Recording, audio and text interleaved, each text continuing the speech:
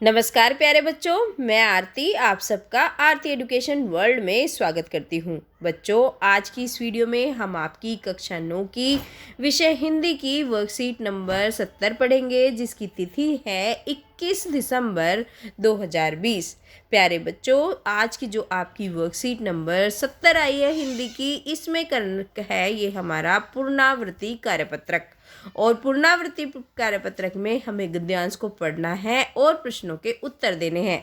ये जो आपका गद्यांश आया है प्यारे बच्चों, ये आया है जो आपका पाठ है लहासा की ओर, ठीक है, उस पाठ से आई है आपकी ये वर्कशीट। और ये अब जो लेखक है वो अपने आखिरी पड़ाव पर है।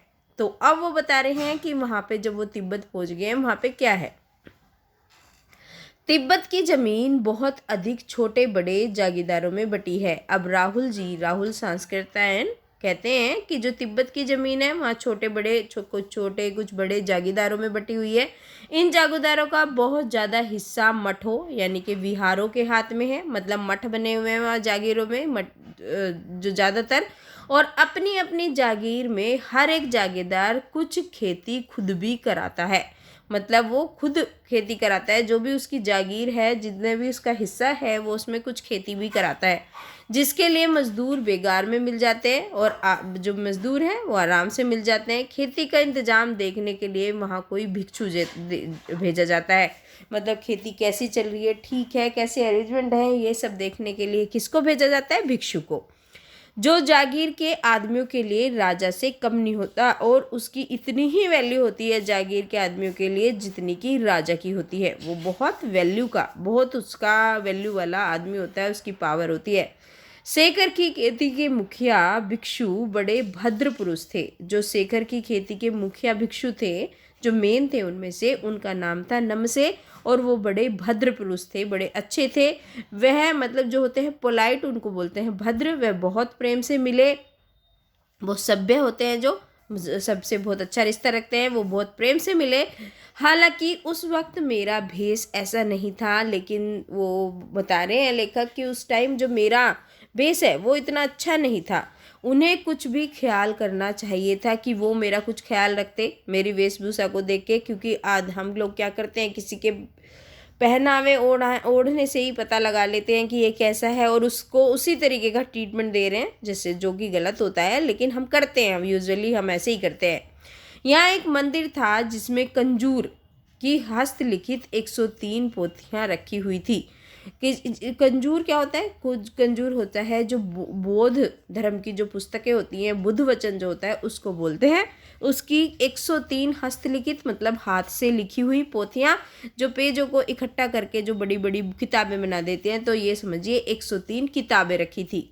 मेरा आसन भी वहीं लगा, मैं भी वहीं पे बैठ गया। वह मोटे कागज़ की अच्छे अक्षरों में लिखी हुई थी और उसका जो कागज़ था वह मोटा कागज़ था और साफ मतलब अच्छे अक्षर थे उसके। एक एक पोथी में 15-15 शेर से कम नहीं रही होगी। तो उनका वजन बता रहा है यहाँ पे लेखक, और वो क्या कह रहा है कि एक एक पोथी का जो वजन है लगभग 15-15 किलो था, है ना। सुमति ने फिर आसपास अपने यजमानों के पास जाने के बारे में पूछा। सुमति फिर वहाँ से पूछ रहा है कि मैं यजमानों से मिला हूँ। अब क्या है, अब उसको जो लेखक है उसको वो पुस्तकों के भीतर था, यानी कि उसे पुस्तक मिल गई थी, वो पुस्तक पढ़ रहा था, इसलिए मैंने उन्हें जाने के लिए कह दिया कि जाओ। दूसरे दिन वह गए। मैंने समझा था 2-3 दिन लगेंगे, उन्हें लगा लेखक को कि 2-3 दिन में आएंगे सुमति, लेकिन वह उसी दिन दोपहर के बाद चले आए। लेकिन वो उसी दिन सेम डे वो लौट आए वापस। त्रिडी गांव वहाँ से बहुत दूर नहीं था, जो त्रिडी गांव है वो ज़्यादा दूर नहीं था। हमने अपना अपना सामान पीठ पर उठाया और भिक्षु नमसे से विदाई लेकर चल पड़े।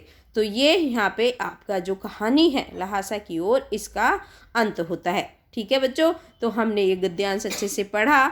अब इस गद्यांश को पढ़ के हमें कुछ प्रश्नों के उत्तर देने हैं, तो चलिए कर लेते हैं। टोटल आपकी वर्कशीट में 5 क्वेश्चंस पूछे गए हैं। इन 5 क्वेश्चंस के आंसर्स हमको इस गद्यांश के बेस पर करने हैं। फर्स्ट क्वेश्चन यानी कि पहला क्वेश्चन जो आपकी वर्कशीट में पूछा गया है, पहला प्रश्न है, जागीरों में खेती का इंतजाम देखने के लिए किसे भेजा जाता है? तो इसका उत्तर आप लिख देंगे बच्चों, जागीरों में खेती का इंतजाम देखने के लिए भिक्षु को भेजा जाता है और जो जागीर के आदमियों के लिए राजा से कम नहीं होता। तो ये आपके प्रश्न नंबर 1 का उत्तर हो जाएगा। प्रश्न नंबर 2 पूछा है आपकी वर्कशीट में सेकर की खेती के मुख्य भिक्षु का नाम क्या था।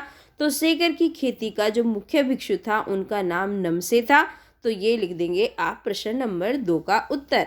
प्रश्न नंबर 3 है आपकी वर्कशीट में जो आपसे पूछा गया है, कंजूर किसे कहते हैं। तो बच्चों, कंजूर भगवान बुद्ध के वचनों की हस्तलिखित अनुवादित पोथियां हैं और ये पोथियां मोटे मोटे कागजों पर अच्छे व बड़े अक्षरों में लिखी हुई हैं, है ना। कंजूर भगवान बुद्ध के वचनों की हस्तलिखित ट्रांसलेट करी हुई अनुवादित पोथियां हैं। तो आप इसका उत्तर इस तरीके से लिख देंगे, ठीक है। चलिए अब प्रश्न नंबर 4 की तरफ चलते हैं। लेखक ने इस बार सुमति को अपने यजमानों के पास जाने को क्यों कह दिया।